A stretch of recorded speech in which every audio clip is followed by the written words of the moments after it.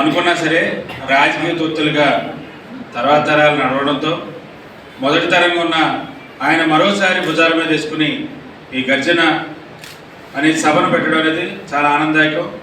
ఎందుకంటే అతనికంటే గనుడు ఆచంట మల్లన్నట్టు చంద్రబాబు నాయుడు తీసేసిన పథకాలు ఇతను కొనసాగిస్తాడు, అంతకన్నా అధికంగా ఇస్తాడని ఆలోచనతో దళితులు కానీ, దళిత క్రైస్తవులు కానీ, బీసీలు కానీ, మైనార్టీలు కానీ అత్యధిక మెజారిటీతో జగన్ గారిని ఎక్కించడం జరిగింది.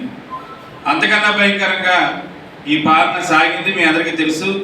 27 పథకాలు ఎత్తేయడంతో ప్రజలలో, ముఖ్యంగా దళిత ప్రజల్లో విద్వేషం రగులుకుంది.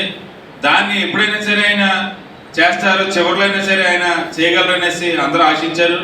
అయినా దీనిపై ప్రభుత్వం నుంచి స్పందన లేదు, మొద్దు నిద్రలో ఉంది. కాబట్టి హర్ష కుమార్ గారు తెలిపే ఈ గర్జనను మనం కూడా గర్జిద్దాం.